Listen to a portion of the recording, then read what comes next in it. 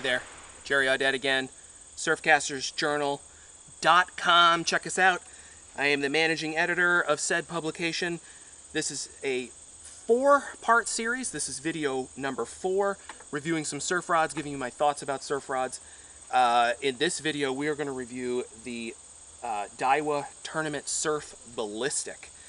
This is a crazy rod. This is just a crazy fun rod. To be frank, before we even get started, this rod on their website, they do show anglers casting it with lures.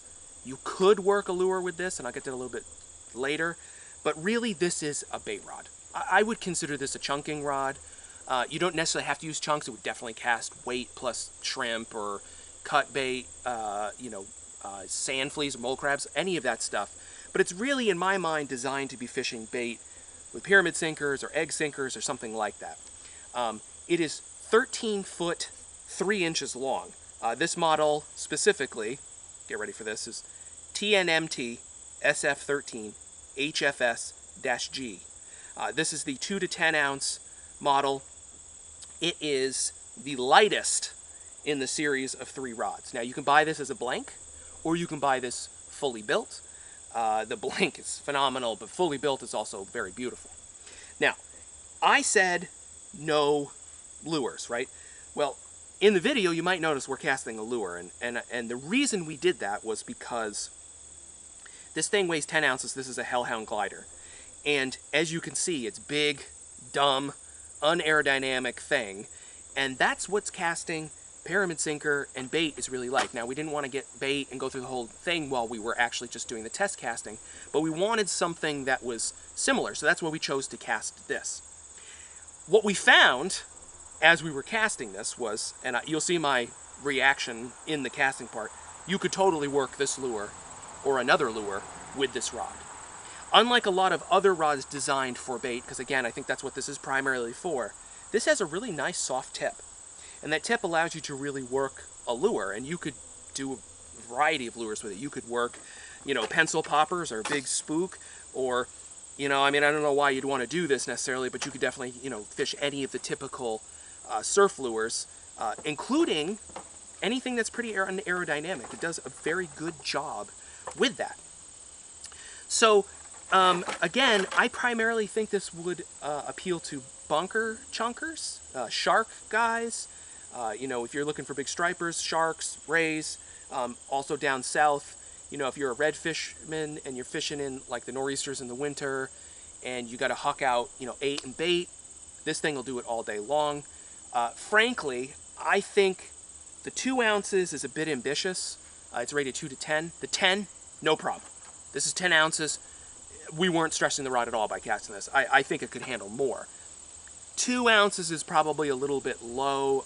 I think it's probably more like a 3 or a 4 range, something like that. So keep that in mind. Now again, though, if you're casting a pencil popper with it, you're gonna have no trouble. And if you want ultimate distance, an 11-foot rod's not gonna cut it. This thing is a rocket. I will say, both me and my buddy Corey, who I've been using in all the casting demonstrations, we both were shocked by how much fun and how easy and how effective this is as a casting machine. This thing, it is a rocket. And it's just, we're used to, we've both done chunking in North Carolina. I've done a lot of it, actually, for redfish, sharks, that kind of thing down south like they do with bait. And I'm used to things that are more like a club.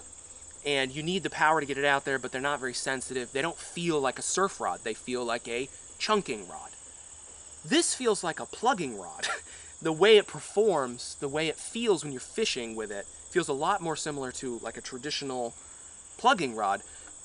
But again, it's very heavy and it's very, in terms of action, and it's very long.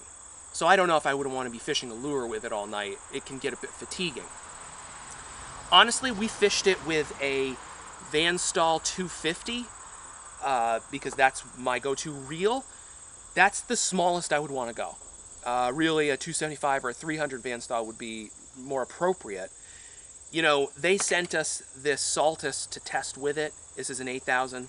I think it's too small. I think you want something 10,000 size or larger. Obviously it depends on the brand.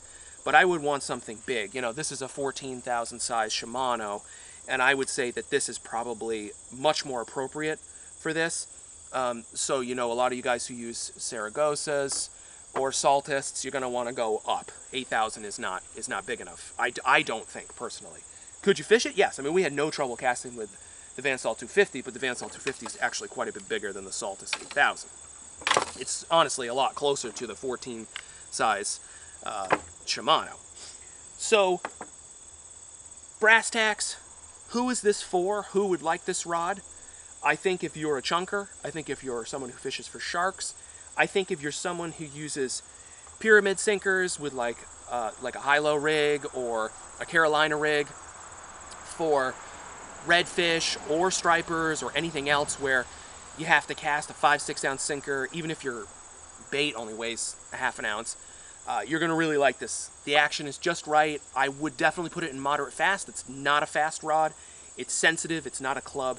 So I think that's probably who it's best for. But, you know, if you've been thinking, man, I wish I could just cast a little bit further, and I really want to cast, you know, 3, 4, 5 ounce lures, I think you could fish this. I think you could fish this as a plug rod too. We really loved it. I mean, it is a very high quality rod.